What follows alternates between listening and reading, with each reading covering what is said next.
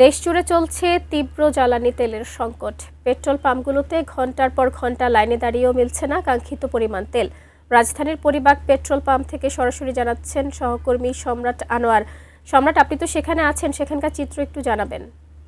আমরা বিভিন্ন জায়গায় ঘুরেছি রাজধানীর, এবং সেখানকার যে ফুয়েল স্টেশনগুলো আছে সেসব জায়গায় আমাদের যে অভিজ্ঞতা হয়েছে সেটাই যদি বলি তাহলে খুব একটা সুখকর না।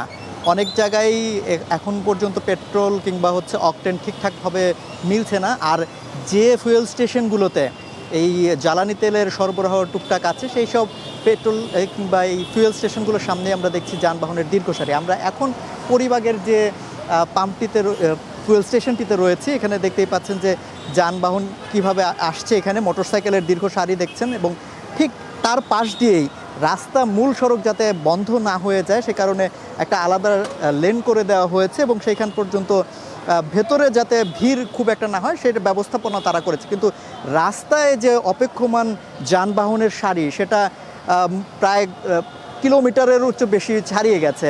দীর্ঘ জায়গা জুড়ে আমরা দেখতে পাচ্ছি এখানে গাড়ি দাঁড়ানো আছে, আবার আরেক অংশে শুধুমাত্র মোটরসাইকেলে সারি দেওয়া হয়েছে। তবে এখানকার যারা কর্তৃপক্ষ আছেন এবং ট্যাগ অফিসার আছেন তার সঙ্গে আমরা কথা বলেছি কিছুক্ষণ আগেই, এবং তিনি যেটি জানিয়েছেন যে এখানে পর্যাপ্ত পরিমাণ ফুয়েল মজুদ আছে, সংকট আপাতত নেই, এবং প্রত্যেককেই তাদের পুরোপুরি একদম ফুল করে যে তারা চাহিদা মেটাবেন তেমনটি না, যথেষ্ট পরিমাণ করেই দেওয়া হচ্ছে। এবং কিছুক্ষণ আগে আমরা দেখেছি যে এখানে একটা নতুন একটা গাড়ি এসছে, যে গাড়িতে করে জ্বালানি তেল এখানে নিয়ে আসা হয়েছে, এবং সেই গাড়িটি এখন এখানে দেখতেই পাচ্ছেন যে এখানে ফুয়েল আনলোড করা হচ্ছে। এখানে একদম কিছুক্ষণ আগে এখানে ট্রাকটি এসেছে, এবং সেই ট্রাকটি থেকে ফুয়েল এখানে আনলোড করা হচ্ছে। অর্থাৎ তারা নিশ্চয়তা দিচ্ছেন যে দৈনিক যে চাহিদা থাকে এই ফুয়েল স্টেশনগুলোতে সেই চাহিদা মোতাবেক তারা ফুয়েল নিয়ে আসছে, এবং তাদেরকে যে সরবরাহ করার যে ব্যাপারটা সেটিও যথারীতি হচ্ছে। এবং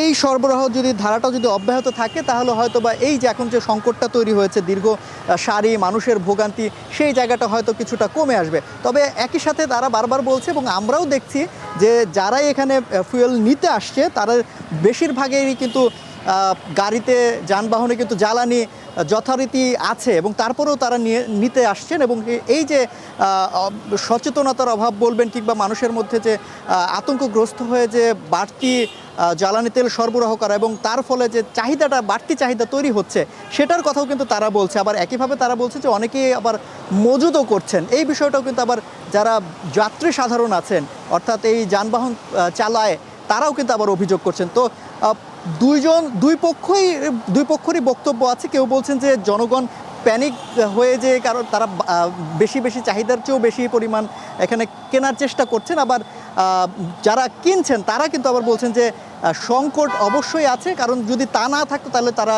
অন্যান্য যখন যে ফুয়েল স্টেশনে যেত সেখান থেকে কিন্তু পেতে পারতেন। তো এই অবস্থায় এখন পর্যন্ত আছি, যানবাহনের যথারীতি সারি আছে। এখন পর্যন্ত আমরা দেখলাম যে এই ফুয়েল স্টেশনে অন্তত গাড়িতে করে নতুন করে যে মজুত করা কিংবা যে এখানে যে সরবরাহ ব্যবস্থা স্বাভাবিক রাখার সেই প্রচেষ্টাটি অন্তত করা হচ্ছে।